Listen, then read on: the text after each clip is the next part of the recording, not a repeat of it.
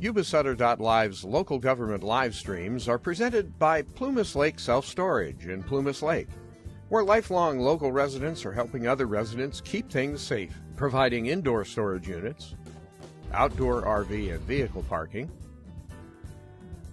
moving supplies, and Penske truck rentals. Details at plumaslakeselfstorage.com. Hi, I'm Neil Goforth of Comfort Keepers of Yuba, Sutter, and Nevada counties. Caring for elders or even yourself has challenges. Comfort Keepers of Yuba, Sutter, and Nevada counties can help you address today's issues and plan for tomorrow with in-home and specialized care for you or your family members. Call us at 530-749-8800. Comfort Keepers of Yuba, Sutter, and Nevada counties.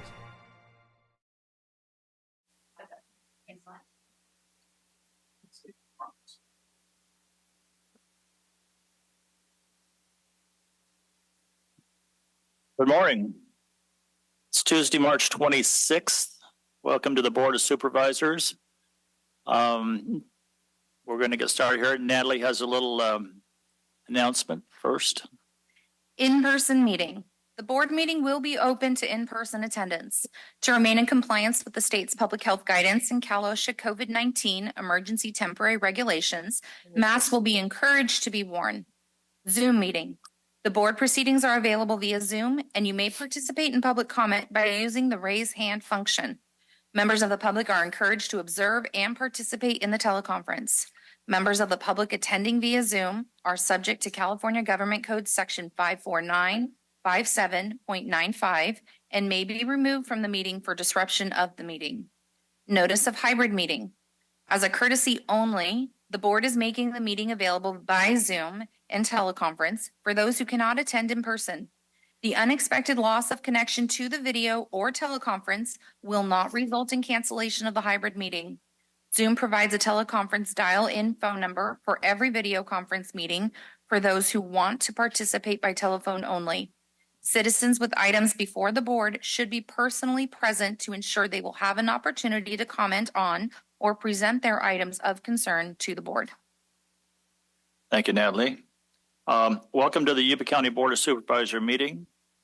As a courtesy to others, please turn off cell phones or other electronic devices which might disrupt the meeting. All items on the agenda other than correspondence and board and staff member reports are considered items for which the board may take action. The public will be given opportunity to comment on action items on the agenda when the item is heard, and comments shall be limited to 3 minutes per individual or group.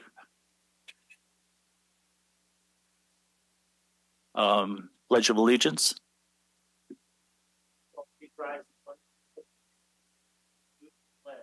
I pledge allegiance to the flag of the United States of America and to the republic for which it stands, one nation, under God, indivisible, liberty and justice for all. Okay, Natalie, roll call, please. Supervisor Vasquez. Here. Supervisor Blazer. Here. Supervisor Fuhrer. Yes. Supervisor Bradford. Here. Supervisor Messick. Here. All present. Okay, on the consent agenda, all matters listed under consent agenda are considered to be action items that are routine and can be enacted in one motion. So do we have any public or any board comments? And any public comments? And we can call for a motion. So moved. I'll second. We have a motion and a second. All in favor? Aye. Anybody opposed? No.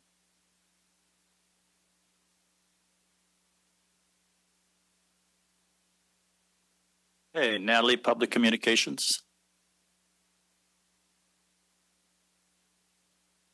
Any person may speak about any subject of concern, provided it is within the jurisdiction of the Board of Supervisors and is not already on today's agenda.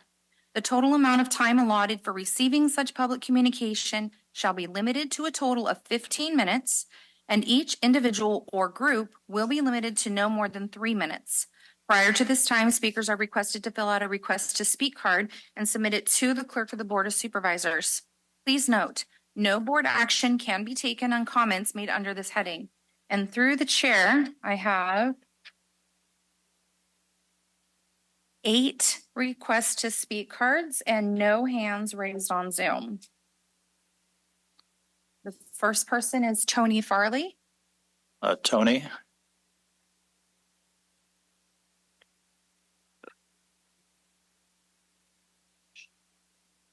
Tony Farley from South Sawyer County. Here I'm back. I was sick last meeting, so I missed it. So I brought that, and I'm back now. Now I'm not sick anymore. Thank you, County Administrator Kevin. Thank you, the Perry Mason lawyer, County Council. Thank you, Don Blazer, District 2. John Miss, District 5. Gary Bradford, District 4. Seth Ford, District 3, and Danny Bassett, District 1. And thank you, the sheriff. Thank you, the police chief of Wheatland. Thank you, all of you, including Rachel and Tony, and there's that. And also thank you to everybody. Thank you for your service. Thanks, Tony. One moment.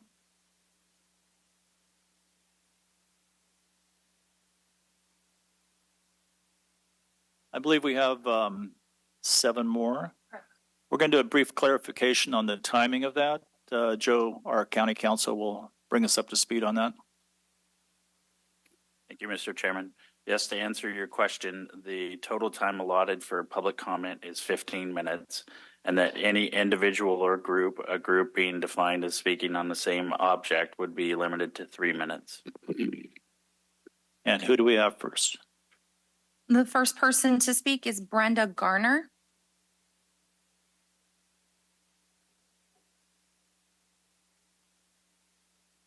Good morning.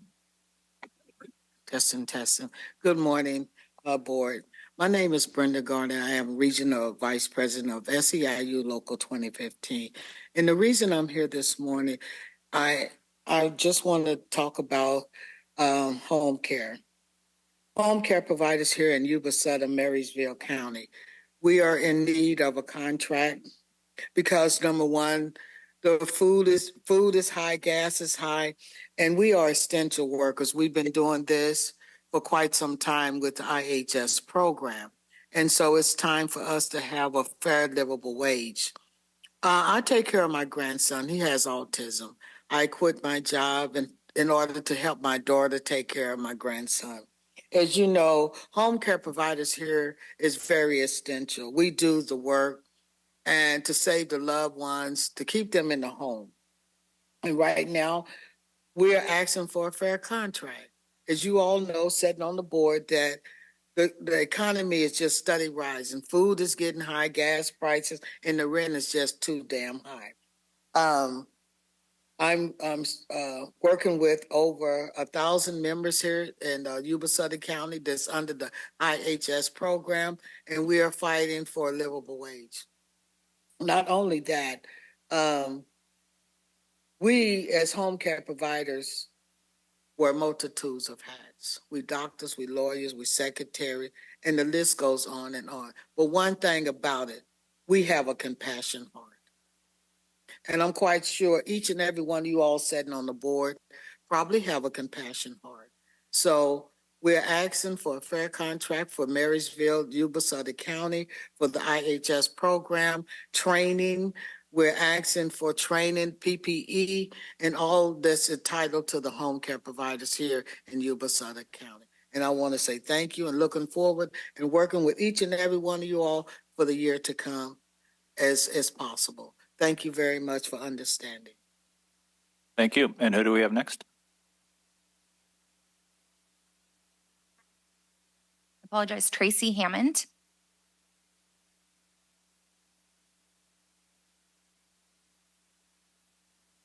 Good morning. My name is Tracy Hammond, and I'm an IHS provider in Yuba County for the last 15 years. I'm proud to serve other Yuba IHS providers as a member of the bargaining team with SEIU 2015. I became an IHS provider back in 2009 to care for my daughter who has Down syndrome. Cheyenne and I share a room in a 4-bedroom house, which we live in with my mother and 2 sons and some of my grandkids. Cheyenne lost her father 5 years ago to a motorcycle accident, so she's the only one I'm the only one she has. For those of you who may know, IHSS is an essential state program that allows qualifying low-income individuals to receive nursing home level care in the comfort of their own home. In Yuba County, that means over 1,200 of our older or disabled neighbors have a chance to stay in their community instead of being institutionalized in hospitals or nursing care homes. Over 1,000 Yuba IHS workers provide a vast area of services to these individuals, including household work like cleaning, mopping, shopping, personal care service, the grooming, bowel and bladder care, and transportation in and out of mobility devices, and paramedical services like blood sugar checking and injections.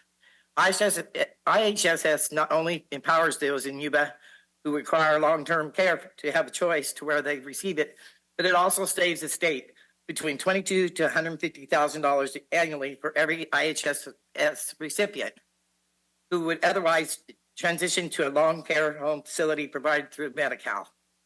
As we begin renegotiation a new union contract, the Yuba IHSS program, my top priority is making my job sustainable for myself and generations of caregivers to come. Despite the critical role we feel in Yuba County, the truth of the matter is that IHSS is not sustainable for many of us due to the low wages and benefits currently that we get. Right now, IHSS workers make $16.65 an hour, only 65 cents above the California minimum wage, and $5.60 below the $22.31 living wage for single adults in Yuba with no children, calculated by MIT. I'm grateful that the household, the various streams of income due to the amount of us living together, but I do dream one day of having our own home for Cheyenne and I. My current wages doesn't allow that, but I'm committed to seeking improvement in our next union contract that will help Yuba IHS providers live happier and easier lives. Thank you. Thank you very much. Who do we have next? We have Audrey Williams.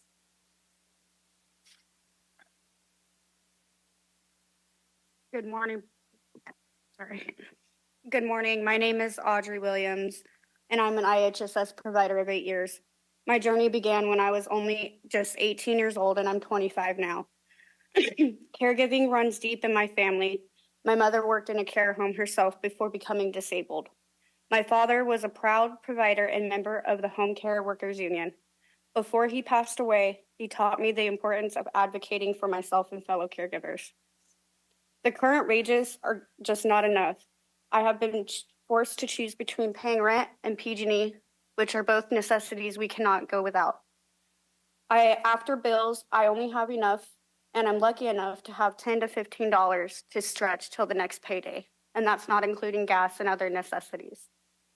Current wages need to be raised. We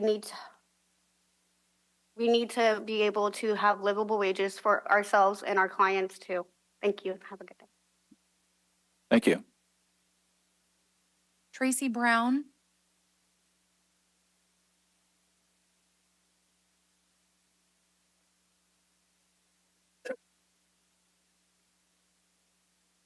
Good morning. My name is Tracy Brown. I've been an IHSS care worker for over 6 years. I take care of my fiance, Dwight, who has a number of health issues stemming from lymphedema, which is a circular issue with his legs, where it affects his ability to walk. I help him in the shower. I fix all meals. I transport him to all of his appointments, just about anything and everything. And fortunately, we're able to stay in the same house. Unfortunately, because of the $16.25 wage that I receive, and I am grateful for it, don't get me wrong, it's still not enough to cover all the bills that I have to cover the house. It has been so pressing that I'm actually working a second job So after I leave you this morning, I will be starting my second job as a Walmart delivery driver. So I'm running back. I'm being forced to kind of sometimes run back and forth or take time off from that job to take care of my first job, which should be to take care of Dwight first full time. It would be a great relief and less of a stress, and I could do less if maybe cut out the Walmart delivery if I could have, or even if I'm not good at speaking in public, so I apologize, but it would be a great relief if there could be some form of wage increase, because right now I'm able to make it work and work the two jobs, but I don't believe it'll be sustainable. And eventually Dwight's going to need more care than what I'm able to give him now. And I can't do that if I'm on the road working another job. Thank you. Thank you very much. Thank you very much. Dwight McGowan.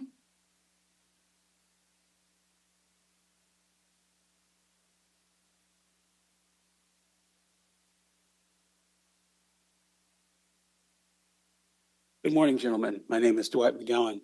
I'm the client for the aforementioned Tracy Brown in front of me, ahead of me, I should say. As a client, a longtime client for IHSS people, I can say that honestly, that without IHSS people, that all of us would be in straits that I can't even begin to describe. Honestly, I think these people should be paid more like rock stars and football players than they are now. The fact that I can stand and walk and talk to you gentlemen is because of my IHSS person and because of the IHSS people ahead of her. And these people do, I can't say God's own work, but I can say they do the lion's share of work that people like me need done. I have several conditions. I also have sleep apnea. I also have other conditions. I can't do anything in the bathroom on my own without her help. I won't go into other list of things that would probably be embarrassing to talk about, but needless to say, without her, I'd be almost helpless. And if you think I'm overstating my position, please understand that this has been a long time prospect for me. I've been ill since 2021. So it's been a journey for me. In addition, I will add that I've seen what she goes through to make ends meet, to keep things going. And I always cherish what I can do to help, but these people need more care. They need more work. And God knows, the training they get is not enough. I mean, Tracy would barely be able to know what to do if I had an emergency. If I needed chest compressions, that kind of stuff. She and people like her need that training. So anything that you all are willing to do to help them become better workers, better at their job would be appreciated by all of us clients. It's not just them that benefit from them getting higher wages and better resources. It's us too. And we really need them to be able to be better, because that makes us better. That makes everyone around us better. That's all I need to say. Thank you, gentlemen. Thank you very much. Cherie Utterbach.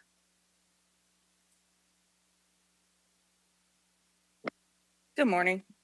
Hi, my name is Cherie, and I just wanted to tell you a story. I take care of my 95-year-old grandma who's in a hospital bed right now. It's a constant care. It's not just a daily. I can't clock off work and go home and enjoy my day. I'm there 24/7. I take care of her medication. I wipe her. I make sure she is okay and breathing every night. She's on oxygen too. And it hurts. And I'm sorry, I'm getting really passionate because this is something I love to do. So mind my tears. It's something we struggle with daily. McDonald's gets paid more than me. And they're just flipping hamburgers. I'm taking care of a human being. Medication, appointments, grocery shopping. You know what it's like when your grandma says she's a burden? And I tell her she's not every day, because I love what I do. Even though I'm just taking care of my grandma, I would do it for any one of you guys, because that's what I love to do, to help people. So when you're in negotiation and when you're in your contract, think about the struggles we go, because it's a mental struggle too. We don't get a break. We don't get a day off. We take our clients with us when we go on vacation or we go take a break. I take my grandma everywhere. She's not here with me today because she's on oxygen. And I had somebody cover my shift today so I could talk to you guys. Thank you. Thank you. Do we have one more? One more. Leticia Guerrero.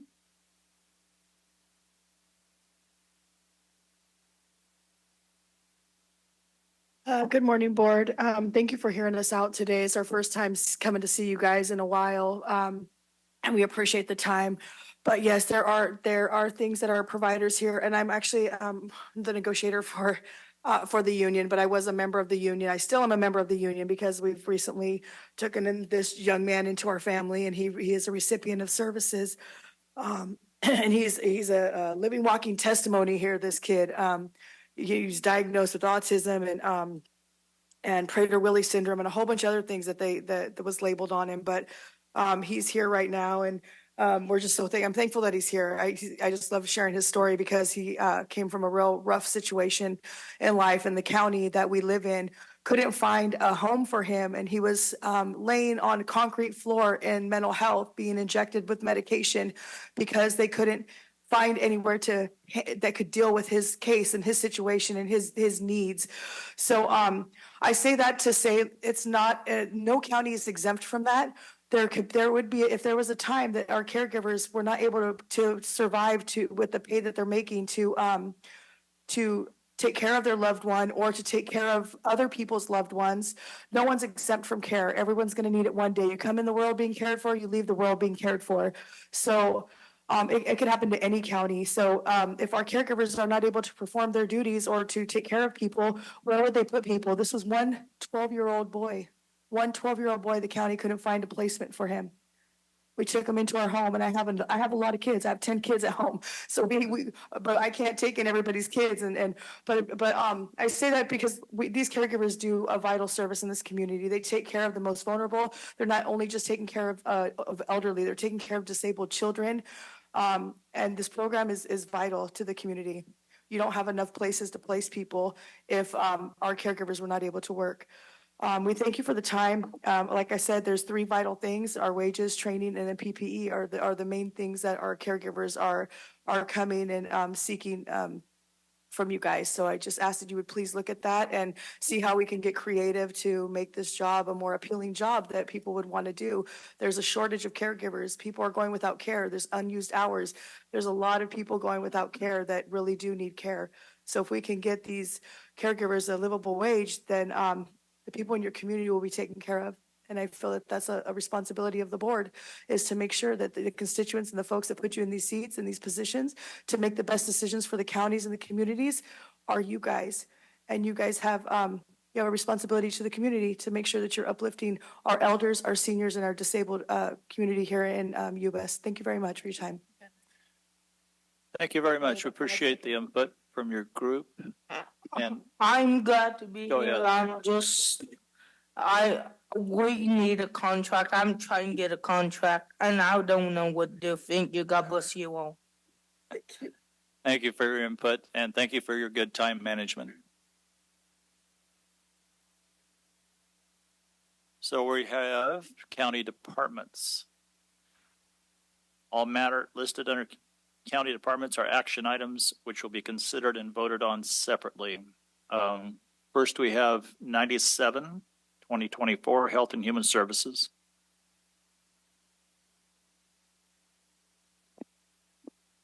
Good morning, Chair and members of the board. My name is Tony Gordon. I'm the Deputy Director for the Child and Adult Protective Services Division at Health and Human Services. I'm coming before you today for you to consider approving the agreement with Peachtree Healthcare for behavioral health and substance use disorder assessments and therapeutic treatment services, and authorize the chair to sign. At Health and Human Services, our CalWorks and child welfare programs are responsible for ensuring participants have access to quality behavioral health services. It's essential that our children and youth and families have the ability to engage in services that we know will allow them to maintain their personal family relationships, which we know are beneficial to developing healthy emotional supports. The services to be provided will be able to assist in removing barriers to achieving self-sufficiency. According to the American Association of Pediatrics, mental and behavioral health is the largest unmet health need for children and teens in foster care. And it's been estimated that up to 80% of children in foster care may have behavioral health issues, compared to approximately 18 to 22% of the general population. Now, as a current member and previous chair of the Yuba County Child Abuse Prevention Council, we hired a consultant to conduct a Yuba County community survey. Residents were given a list of needs and were asked, how much of a priority are the following service needs for young children and families in Yuba County? And there were 25 ranking component options. Now, respondents felt that the highest priority need for families with young children was affordable child care at 75%, but that was followed by child therapeutic services at 74%. Ranking fourth in this survey was the developmental screening services for children with special needs. And mental health counseling for parents and caregivers was actually ranked 8th at 65%. So as you can see, our community recognizes the needs for these services. In assisting youth in the child welfare system, we have experienced that these youth have multiple complex needs, and that when you add child welfare involvement in conjunction with possible placement into a foster care home, you can see why essential therapeutic services would be a priority. And in fact, most of these services are mandated by the court. And these same barriers and concerns apply to our adult parents who would also be accessing these same services. We are recommending that we partner with Peachtree Healthcare in this agreement, as we hope to develop a more comprehensive approach to ensure children, youth, and caregivers have access to quality care in a timely manner. Peachtree Healthcare offers a wide variety of high-quality medical care and is conveniently located on-site at the Packard facility, with access via Yuba-Sutter transit services. Now, I think we've all learned from the various committees, meetings, work groups, and our own personal lives that are not separate from those involved in public assistance programs that transportation and time management issues are challenges we all face. Our families come to the Packard building for court-ordered visitation services, and perhaps they are speaking with a social worker on site, and now they have the opportunity to also receive therapeutic services at one location. We have the ability to work together to coordinate supports, and this is even beneficial for some of our foster family agencies who have graciously brought in multiple youth from separate families, and as those youth are in their care, they now have the ability to coordinate multiple services on their behalf, which is an extreme benefit. Peachtree has an on-site pharmacy, and so for the far-reaching goal of this project, it would be to integrate services between the behavioral health team, the medical providers, addiction specialists, and perinatal providers to provide a whole person care approach. With their specialized medical services and expertise, Peachtree meets the need for participants of health and human service programs and are exempt from competitive bidding. Partnering with Peachtree Healthcare for behavioral health assessments and therapeutic treatment services allows Health and Human Services to refer participants of the Child and Adult Protective Services and CalWorks programs to a higher level of services such as behavioral health assessments, therapeutic treatment for children, medical care, case management, substance use treatment, medical assisted treatment. They have individual, group, and family therapy, and there's also flexible scheduling for in-person and telehealth therapeutic services. Now, the physical impact of this contract would be a 3-year agreement at $288,923 per year for a total cost of $866,769. There is non-general fund associated with this contract. All funding sources come from state and federal sources. So I'm happy to answer any questions of the board with that background. And if there were no questions, I am requesting that the Board of Supervisors approve the agreement with Peachtree Healthcare for behavioral health and substance use disorder assessments and therapeutic treatment services and authorize the chair to sign. Thank you, Tony. Do we have any board comments? Who's the chair? Tony, this is a strictly Yuba County. This is not a bi-county. Correct, sir. Thank you very much. That That's my question. Any other comments? I had a quick question. We've had a pretty good relationship already with Peachtree. Is this a new agreement or an extension? This is a new agreement, but what the benefit of that is, I have some other data that shows some of the youth. So really, this therapeutic services will be held on site at their current location at Packard, which opens the door for the youth and their families to receive options for medical care, dental services. And so really, that's the big overall goal, reaching goal of this will be to expose those families to those services as well. Yeah, Peachtree has been a big help for the county so far. Yes. Any other board comment? Any public comment? Do we have a motion? Move to approve. And we have I'll second. Motion from Supervisor Vasquez, second from Supervisor Bradford. All in favor? Aye. Aye. Anybody opposed? And the motion passes. Thank you for your time. Thank you. Okay. Second up, we have number 141, 2024 from the Community Development and Services Department. Mike Lee. Good morning, Chair and fellow board members. Mike Lee with Community Development. So your first thought might be, weren't I here a month ago presenting this item to you? But it is same developer, just a different project out in Eastland area. So the South Yuba Drainage Master Plan was approved by your board in 2012. This identified the required drainage infrastructure in the East Linda area to accommodate development. Subsequent to that, a nexus study was performed and adopted by your board in 2014. And this basically took the total cost of the drainage improvements that were required per the master plan and figured out how much growth was anticipated in the East Linda area, and then basically assigned a cost or drainage impact fee to each unit of development. And then that was subsequently codified in chapter 13.5 of the Yuba County Ordinance Code. So with this Goldfields Ranch project, LGI Homes is proposing 499 residential units. They are proposing both on-site and off-site drainage improvements to facilitate the orderly development. These specific drainage improvements are all in the master plan and nexus study as eligible drainage improvements. So for the on-site improvements, we've kind of broken into on-site and off-site. The on-site improvements, they will be eligible for fee credits against the cost of the work. It'll be the lesser of the actual cost of the improvements, or roughly $950,000, which is the maximum amount of fee credits that they would get for the full development of their project. For the off-site improvements, they will be getting reimbursement from the county.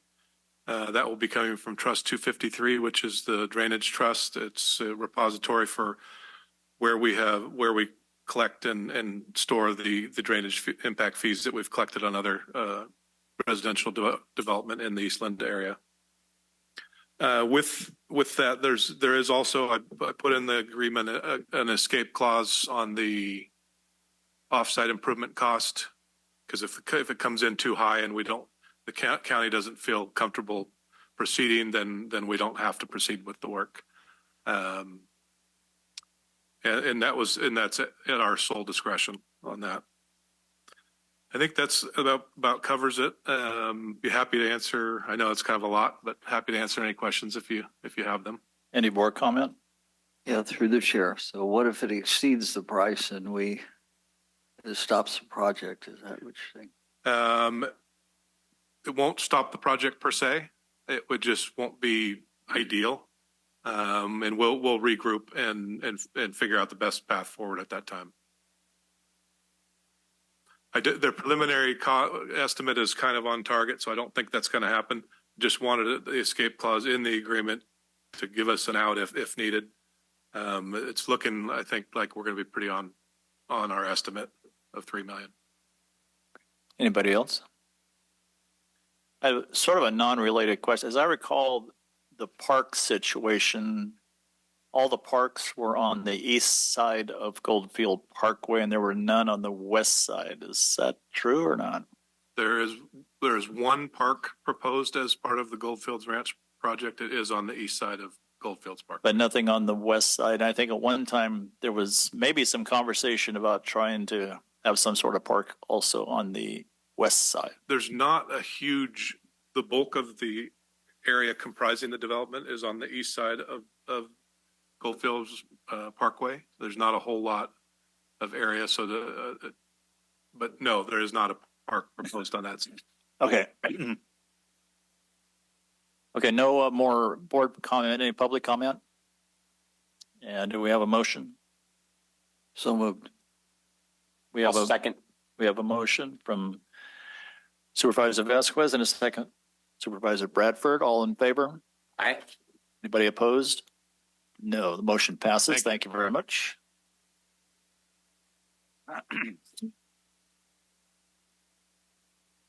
I think we only have one more. That's number 142, 2024 from Community Development and Services Department.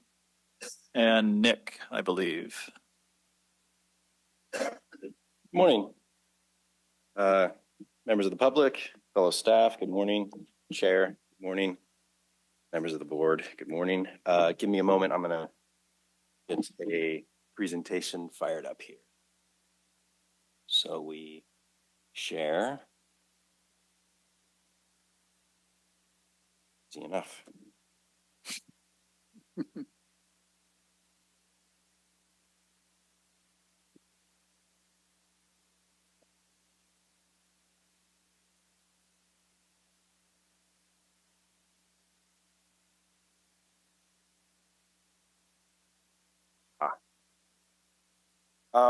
Okay, so this morning we're looking at item 142, 2024, which is a rather wordy resolution.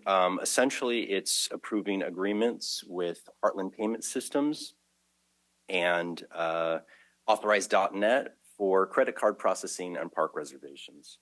As you're aware, the Foothill Parks, Sycamore Ranch, and Hammond Grove are home to a number of facilities, 140 acres of picturesque park landscape along the Yuba River.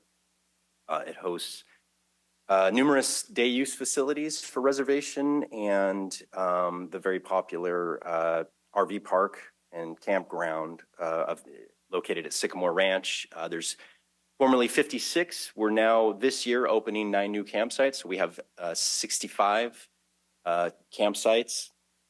All of which should be available to rent for reservation online. There is a website.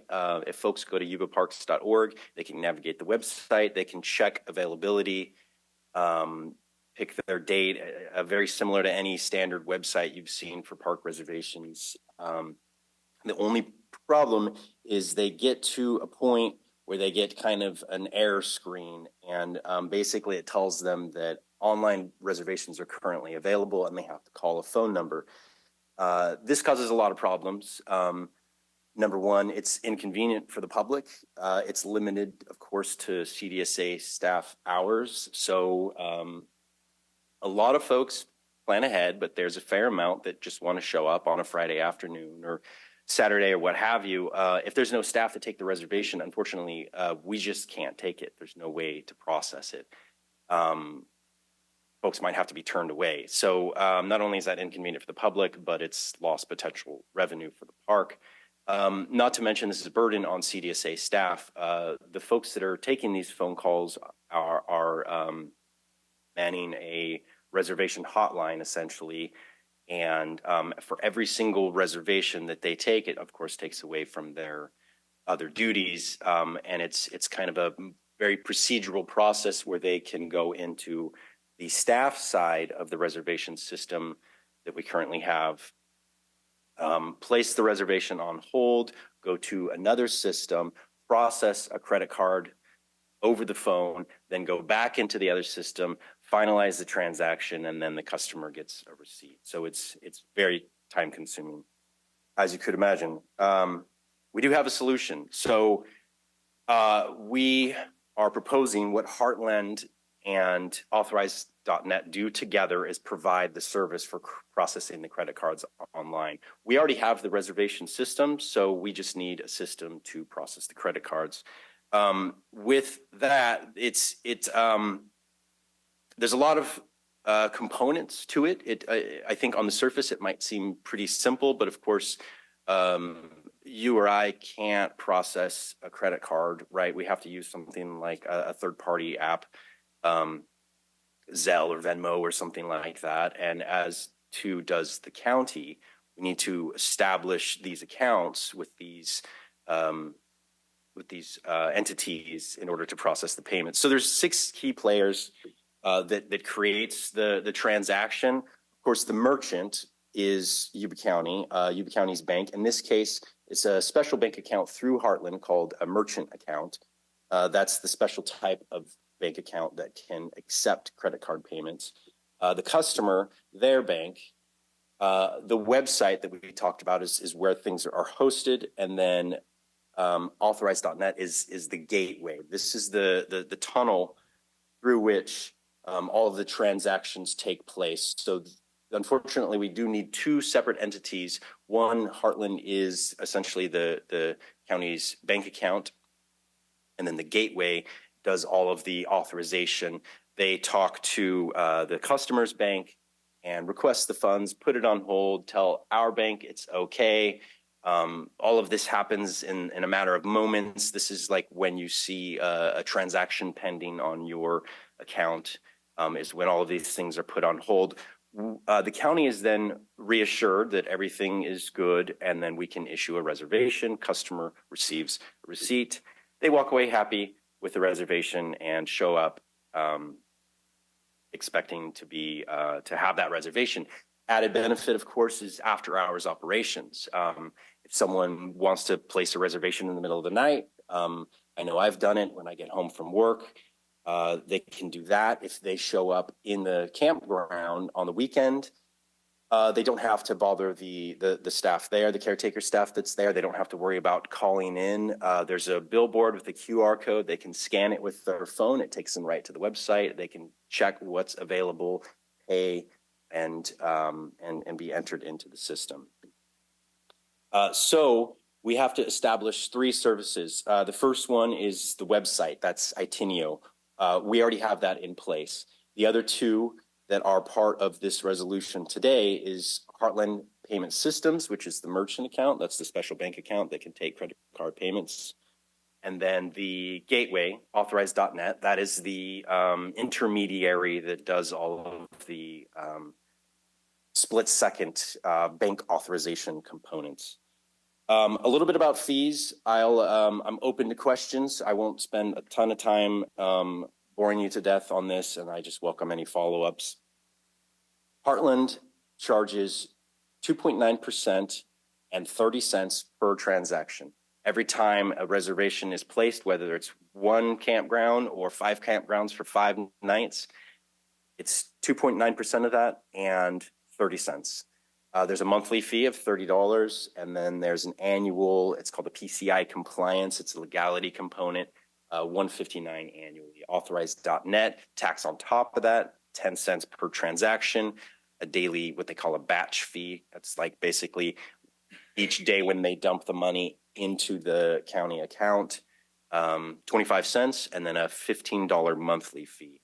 What this looks like in a real world scenario, using data from 21 and 22, there was $165,000 of credit card payments processed over a matter of 1,905 transactions.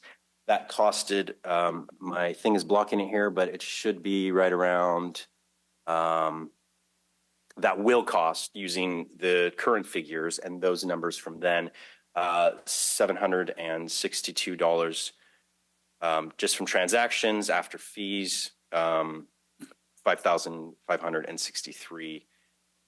With all of the monthly and daily things added up, the cost will be $6,345.79 for $165,000 in transactions. As you can see, a pretty small percentage. This cost is actually passed on to the customer. We all love fees, don't we, in online commerce? This is a component of that. A customer will see their daily rate. They will get a line item for the transaction fees. And so the impact on county budget will be zero because that will be passed on to the customer. There's also a $10 transaction fee that covers some county overhead. There has to be some internal processing that we have to do each month as far as reconciliation, things like that. So the resolution before you, again, is to approve the agreements. The authority lies with the Treasury Tax Collector Office to sign the agreement and be the signer. So additionally, the resolution supports that the treasurer and tax manager signs the agreement, initiates these accounts, and then there's some delegation of authority to the CDSA director and or designee to conduct normal business as far as the reconciliation, paying the bills, things like that. So that's all I really have. I'm definitely open for questions if you have any. Any board comments? Through the chair. Welcome to the 21st century. Well, we're here. I'd like to thank Kevin Mallon and our staff for producing a positive income venture, of which the Funds Festival has been a prime example of large venues that can come here now. And so thank you very much, Kevin and staff. Yeah, appreciate it. Through the chair, if I may. This is, I don't know if you could sense my energy, but this is actually an exciting moment. We've been about a season and a half without credit card processing. It will dramatically relieve stress and workload, not workload, but it'll shift workload to other proper duties with CDSA. I think the public will be very happy. It's been a huge collaborative effort under the supervision of the CAO between the CDSA, all of us at CDSA, the auditor, controller's office, treasury, tax collector. So excited. Thank you very much. And I'll make that a motion to adopt. Any other board comment? Yeah, so I'll second and also just comment thanks to Nick and staff. I know this is something the board brought up as a concern at our budget workshops, and I'm glad to see it come to resolution. So thank you to everyone involved. So any public comment? I think Tom McWhorter has a question.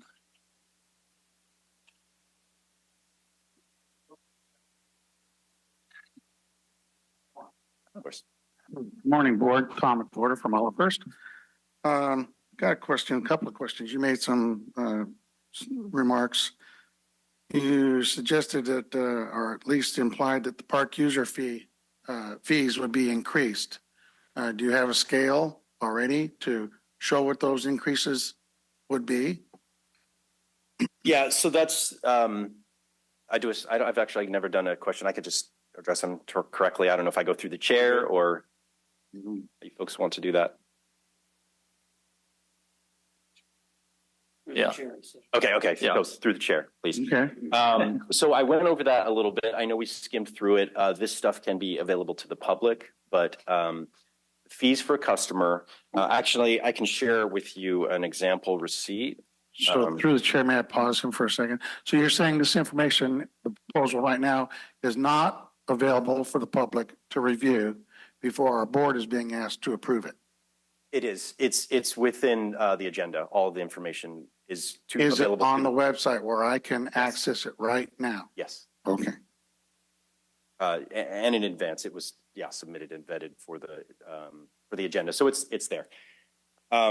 Again, through the chair. So essentially, 2.9% plus 40 cents per transaction plus $10. So that's the cost. So in other words, if I go camping now, it's going to cost me for my weekend an additional $10. That's correct. Okay. And that's, if I may, that's regardless of the Through the chair, transactions. just to make sure we're clear. So Oh, sorry. I just want to make sure the board's aware. Are there any new fees being introduced outside our current fee ordinance? 2.9% plus 40 cents is new. Everything else is existing over the last several years. Okay.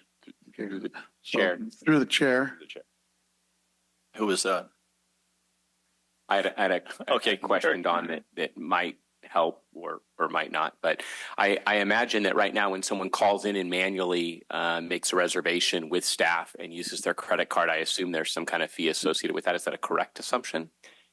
That is because of the fees covering a combination of staff time, web hosting, and credit card processing through the former system. Those, regardless of how a customer makes a reservation, it's there. I think actually the only savings would be if someone were to come into the office and pay cash, they can avoid that 2.9%. So I think the point I was trying to make is some amount of fees exist currently, and so the fees that you're describing here aren't necessarily new fees.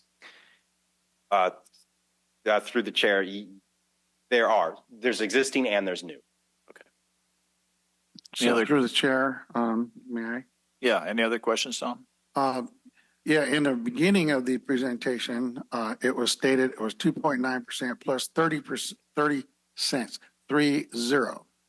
Later on the diagram, that diagram there says 40 cents per transaction. So I would like some clarification.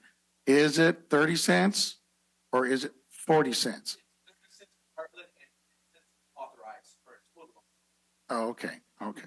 Well, and that answers all my questions. Thank you very much. Thanks, Tom. Any other board comments or public comments?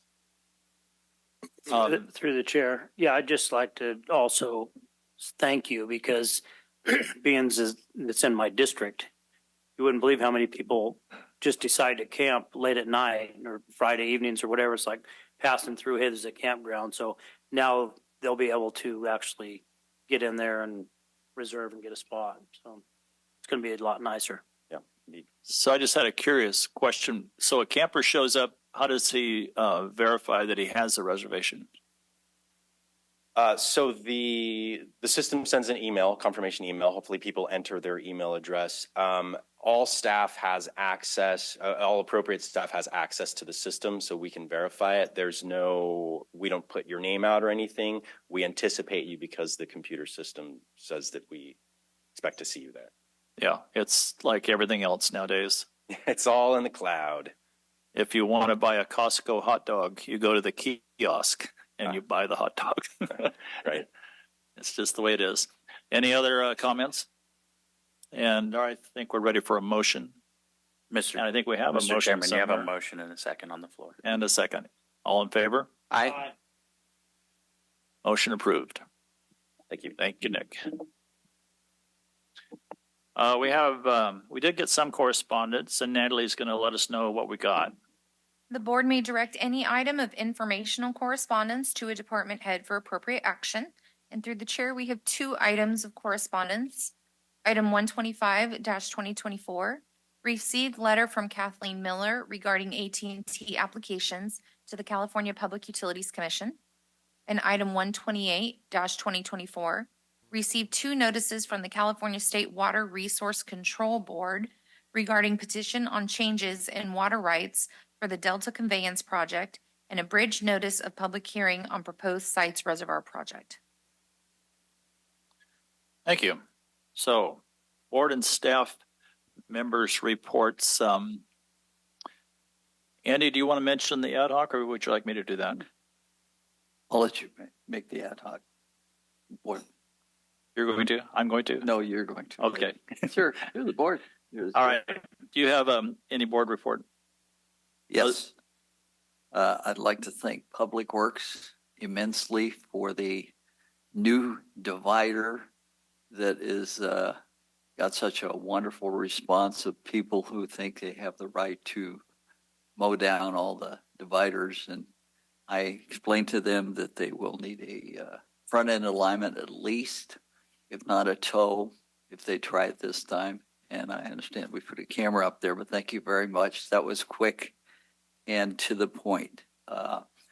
The other side is that I had comments from 3 people who had accidents there because of the stupidity of people driving across a double yellow line into the wrong way of a service station.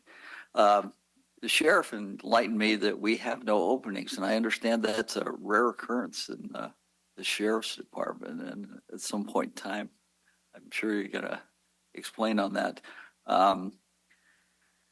Let's see. You know, the SEI was very interesting in that we have a minimum wage that doesn't affect them. And I really would like us to look into, maybe Yuba County could. Mr. Chairman. Yes. That will come back to the board. So we can't take any action or discussion I on understand. negotiation of the union. That'll come back as a negotiation item. Okay, this is a comment. Okay, that's it. Seth? Thank you. We had a fantastic 40th anniversary gala for the acting company recently. We had a meeting yesterday with a new business that's going to be happening hopefully in Olivehurst for a coffee shop. So looking forward to new businesses in Olivehurst always. Coming up, I think there's Easter. So happy Easter to everyone. And you're all invited to a sunrise service, I think in the Buttes, if I recall that's happening. I think that's excitement for me. Yeah, that's been going on for 100 years. I don't know. That's been a long time up there. Gary? So a couple items. One, since our last meeting, I had an opportunity to meet with some SACOG planning staff and talk about the regional wastewater efforts that are going on in the South County, as well as some of the planning in the sports and entertainment zone, just to make sure they were up to speed on what development is expected in hopefully the short term in the south part of the county. Also had RCRC and SACOG board meetings, and the SACOG board meeting was on site in Yolo County.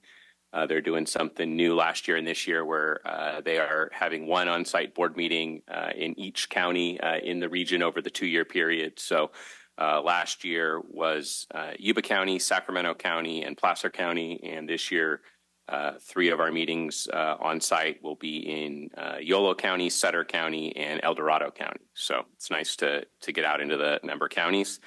Also tomorrow, Yuba Water Agency is hosting board training for all elected officials in Yuba County. So I appreciate them putting that together. I know I'll be there and having exciting training in things like ethics and sexual harassment that are required every 2 years. So good to make sure we're up to date on those. And then also next week, Supervisor Messick and I will be joining BMLC and representing the county at a civic leader tour at Joint Base San Antonio. So we'll learn more about the Air Force operations there and continue to learn how we can best support Beale as a community and as a county. So that's it. John? Thank you. I would also like to thank Public Works for getting the deer crossing signs up in Oregon House. We had a young girl that got seriously injured by a deer into the vehicle last year. So have we got them to pay attention? To pay attention to these? Well, it's I don't know what else we can do to. It seems like right after deer season in the rut, the deer are just walking right out in front of vehicles. So I don't know what else we could do. But also, they also put up flags on the 35-mile-an-hour speed limit in Brownsville. So people come roaring into town and don't realize that it drops down to 35. So hopefully that'll help up there. So events that I've attended in the last couple of weeks, the Spring Fling, Crab Feed in Loma Rica Lions, the Boys for Tots Breakfast at Loma Rica Lions, and Supervisor Bradford's Victory Party, which is a nice event. Thank you for inviting me to that. Committees, I had Fire Safe Council meeting. We're getting a lot of things done up in the foothills for Fire Safe. I went on a ride along with the sheriff's department. It was very eye-opening. More to follow on that and try to get the rest of you guys to go on one of these. The deputies were very thankful that I went to. So anyhow, and yesterday met Congressman Kevin Kiley at the sheriff's office with Sheriff Anderson and Undersheriff, and also with the manager and president of North Yuba Water, where they're in attendance because they're putting in some funding through Congress, both of them. So we were able to give the congressman a tour of the sheriff's department. And let's see what else here. A couple things I'm working on. I'm going to ask you guys for some help on. The ball field's up in Brownsville. It's not something I think the county is going to do, but I'm going to look for volunteer organizations through 4-H or maybe Rotary or some of the service groups you guys are in to get some work done up there on the fields. And Pioneer Days is coming up next month in Smartsville. What's the date? Let me look it up. The 20, it's like the last Saturday in April. It's pull it up because I want you guys to volunteer. I'll have to pull it up. I'll have to look it up later. That's all right. Anyway, that's a good event. I'm looking for greeters at the event to greet people coming in on either end of town. I did it last year on the east end of town. Judy Mann volunteered and did the west end of town. But it's, if you're there all day long, you can't actually go and see the event and take the tours.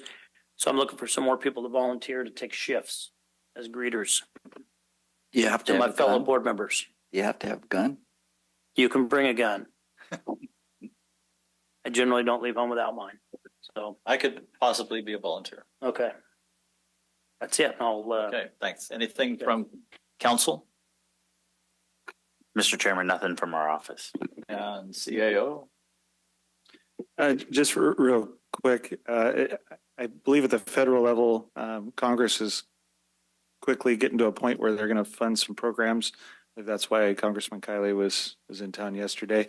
And just so the board's aware, the Beale Military Liaison Committee reached out late last week and asked for letters of support to be sent to our congressmen as well as our senators related to funding of a project on Beale Air Force Base. So I sent those on behalf of the county.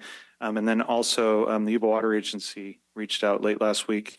They're also seeking funding, and it's for a coordinated. What was the terminology they used? But anyways, it's a coordinated plan between Bullard's operation and Orville Dam to increase flood protection. So both of those, I sent letters of support on behalf of the county. So I just wanted to make sure the board was aware. Natalie, did you want to say anything from the clerk of the board office? Nothing for me. Thank you. So I have a little house cleaning here. Earlier, we had a health and safety committee talking about kiosks for Narcan distribution. We determined we have a lot more we'd like to talk about on that. So we're going to create an ad hoc committee. And I think it'll be myself and Andy Vasquez are going to be on that committee. And we will meet with Health and Human Services at some point. What else do we need? That should do it. Another thing I'd like to mention, yesterday. Mr. Chairman, you do need the consensus of the board to create the ad hoc committee. Oh, do we need a vote? Consensus. We have a consensus to create the ad hoc. It looks like thumbs up on that. Okay. Yesterday I attended the Career Technical Education meeting, which is at least quarterly. That's always just a wonderful, wonderful thing if anybody can get associated with that. There were 4 students. The one yesterday was about medical and sports medicine. So there were 4 students that got up and talked about their relationship and how it has affected their lives. One young man started off in one of the ag programs, Future Farmers, but he said it just changed his life when he got into the medical side. So it's a very robust program and a pathway for students to kind of determine their career before they go to college. And it's like one student mentioned, she says, it's a lot better now that I determined I could put up with the blood and everything and still move ahead, instead of going to college and then trying to change majors. But all of them were very focused on what their careers were going to be. So they not only have training on site, but they also go off site. They're in ORs and ERs, and they get a lot of exposure on this. So it's really a good program. And it's not just the medical and sports medicine, but they have a whole array of potential careers that students can get involved with. So very encouraging. It's really encouraging to see youth on such a positive level. And I think, Tiffany, you were there? Right. Yeah, it was great. They have it's a cadaver iPad, I call it. But what is it? Tiffany, do you remember what they call that? It displays slices of actual cadavers, and it's technologically amazing. And then they have a new item called it's an AI dummy. His name is Alex, maybe Alex. So this AI dummy, the students can actually talk to the dummy. He will converse with them. He will tell them what his ailments are. There's a lot of things they can do with the dummy. So it's a great teaching tool. Anyway, very impressive. I enjoyed it. Thank you. I think we're ready for a break before closed session, and we're going to do like a 10-minute social break. That will put us back here at 10:16.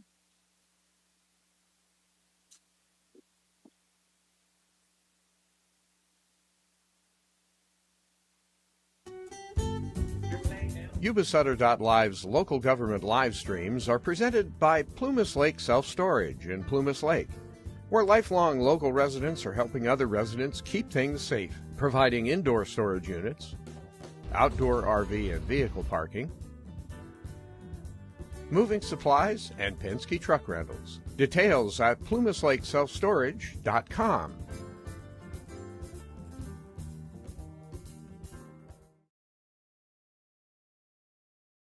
Hi, I'm Neil Goforth of Comfort Keepers of Yuba, Sutter, and Nevada counties. Caring for elders or even yourself has challenges. Comfort Keepers of Yuba, Sutter, and Nevada counties can help you address today's issues and plan for tomorrow with in-home and specialized care for you or your family members. Call us at 530-749-8800. Comfort Keepers of Yuba, Sutter, and Nevada counties.